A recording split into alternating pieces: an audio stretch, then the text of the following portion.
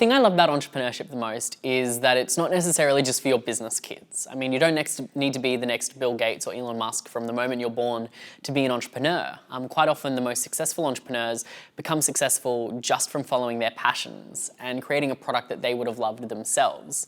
So I think that's the thing is, if you have a passion, whether it's for horses or hairdressing or 3D printing or anything in between, you can really easily turn that into a business. I always say when it comes to coming up with business ideas, think about things that you could make and sell. That's a really easy way to get started making some money. And then you can start thinking about products that you have used but you haven't been impressed by. So you can make a variation of that product that's even better or targeted to a specific audience. And think about things you can do that people might actually pay you money for. They're the 3 key things that I say develop really good small business ideas. And I think that's the thing with a passion. If you're really passionate about something, chances are other people are passionate about that as well. And you could either sell a product or a service or even become an influencer on that topic to really gain a bit of momentum and traction. I think that's the cool thing about so many of these social media influencers that we see on the different platforms is they're just doing something that they're passionate about. But people follow that and people are really attracted to that passion and they gain some followers, and then before too long, brands start jumping on that and paying these influencers to promote their products whilst just doing something they're really passionate about.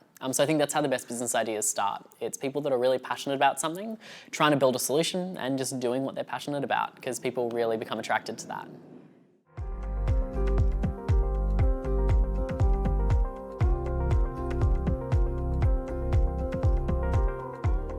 I think it's a really daunting thing, trying to figure out whether or not you've got that gold business idea. And I think it's something that all entrepreneurs always face, is this thing called imposter syndrome. It's where you find yourself in different scenarios, speaking at events or meeting different people, and it's that imposter syndrome of, I'm just an imposter, like I'm not good enough to be here, like who am I to be talking on this topic or to be doing this thing or charging people for this product. But I think for me what it really comes down to is having those conversations with your clients, talking to people that are actually paying for your product.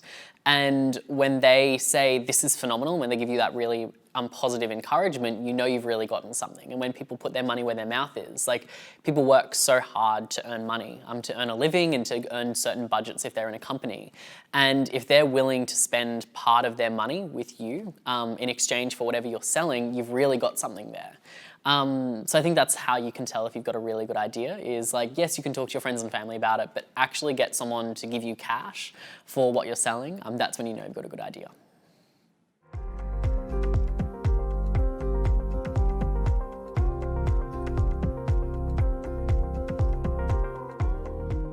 I was really interesting with my subject selection. So for me, I started my business back in grade 9, but as I graduated year 12, I studied math, English, drama, music, and chemistry. I was a massive performing arts nerd. I was always found in the drama rooms, the dance rooms, or the music rooms. I loved my sciences, and chemistry was just my happy place. And I also did a fair bit of sports as well, with swimming and running. So I wasn't your typical business student by any means. What I found was I was able to take business as a subject in year 9 and 10, really find that passion, run with it, and run that outside of school. So when I was in school, I just wanted to do the stuff that I really enjoyed. I think so many subjects teach you different things though. Like English teaches you how to make really great copy, how to write great promotional materials, write great proposals and blog posts and everything like that. I think math obviously teaches you the finances of business and how to manage all of that. And you have so many other subjects that teach you so many other great things. So I don't think there is the perfect subject combination to build an entrepreneur. I think it really comes down to, at least for me, what my passions and hobbies were outside of school, if anything.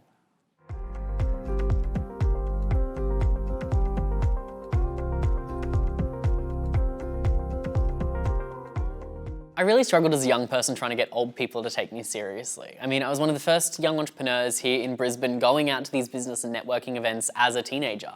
And I remember some events I would have, I felt like I was always being excluded because all these really old established people in business sort of looked at me and they're like, what is this kid doing here? Like, is this a school holiday program?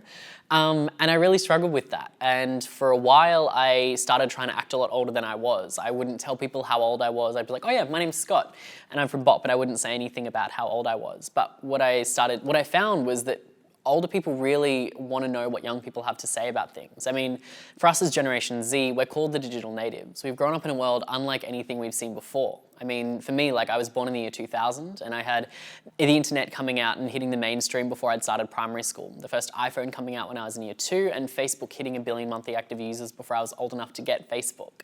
So because of that, I'm grown up in this world where technology is just second nature to me. I don't know a world without it. And that's really different to a lot of generations that have come before. And because of that, a lot of old people really want to hear what we have to say. So what I started to find was being a young person was a really interesting point of difference, especially in the business space. A lot of those more seasoned professionals in business really wanted to know what I thought about these different topics and what I would do in certain scenarios or how I would solve different challenges. So I found eventually using my age was actually an advantage, but at the same time I really had to work a lot on maturity and developing maturity quite quickly so I would be taken seriously. Like you can't just walk into a business event as a 19-year-old or a 17-year-old and hang out like you'd normally hang out or talk like you'd normally talk with your friends. You've very much got to put that business face on, but at the same time embrace the fact that you are different. That's your advantage.